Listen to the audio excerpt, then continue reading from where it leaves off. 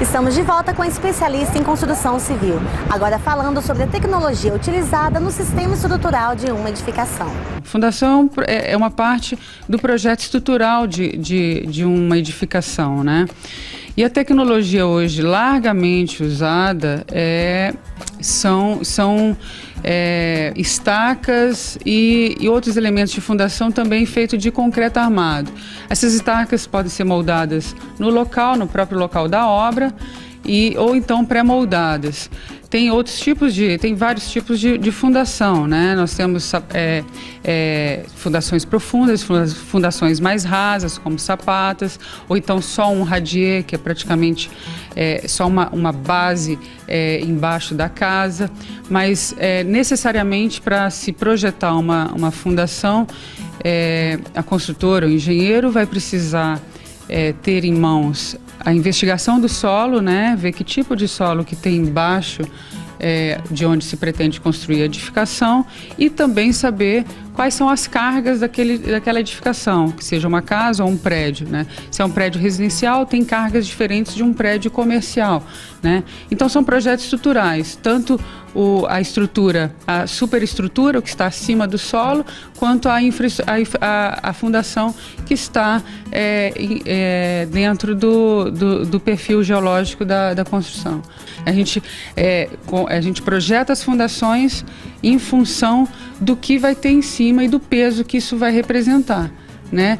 Aí, com essa informação do peso em cima e do tipo do solo, o projetista estrutural, né, de fundações, especialista em fundação, ele vai dimensionar se vai ser uma fundação mais profunda e que tipo de fundação e que resistência que vai ter. A alvenaria cerâmica, né, de blocos cerâmicos, ela é largamente utilizada no Brasil, né? Mais de 90% das nossas construções, sejam casas, sejam edifícios, com tijolos cerâmicos, né?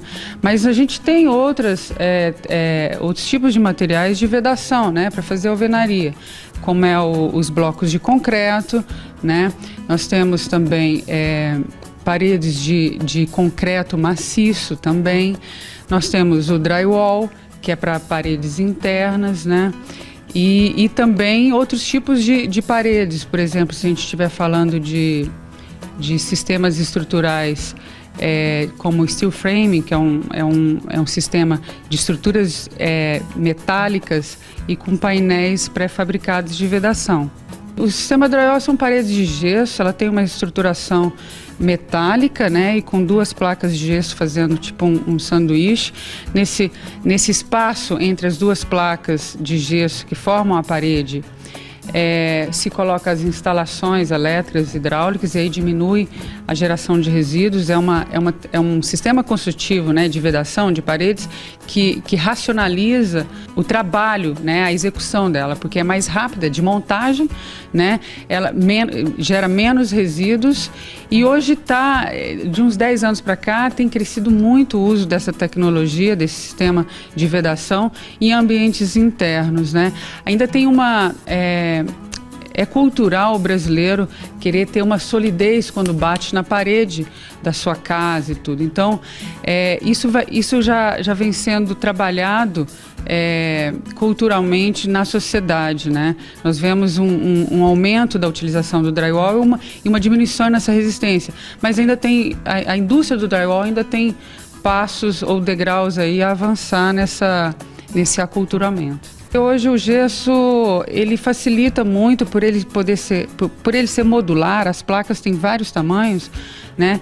Então ele pode ser colocado de forma consolidada uma na outra, mas também em placas soltas, né? Na verdade, elas ficam modulares numa estrutura metálica muito fina e muito esbelta. Isso facilita a manutenção, por exemplo, se for trocar a iluminação do ambiente, se a pessoa quiser fazer uma reforma, colocar pontos de luz a mais ou mudar os pontos de luz, isso vai facilitar. Essa questão da modulação do forro de gesso também facilita quando é escritórios, né? A gente tem tubulações de ar-condicionado e outros tipos de instalações, como CFTV, ou então outros tipos de circuito, ou então de cabos de de TI, né, de tecnologia da informação, facilita o acesso e não precisa tá quebrando e tá reformando, né? Então o gesso hoje ele realmente está presente na nossa construção. Hoje no mercado a gente tem ouvido muito falar das telhas de Tetra Pak, né? Daquele material das embalagens de leite, de suco, né? Que na nossa sociedade tem uma geração volumosa de resíduo. Então tem uma indústria surgindo, aproveitando esses resíduos Tetra Pak e desenvolvendo telhas com este material. Essas telhas de vantagem têm a questão da leveza, porque é um material muito leve, aí também racionaliza a questão de estrutura para segurar essas telhas, a estrutura do telhado, né? E como a Tetra Pak, esses resíduos é rico em alumínio, em folhas de alumínio, isso facilita muito as questões térmicas do ambiente interno abaixo dessas telhas, né?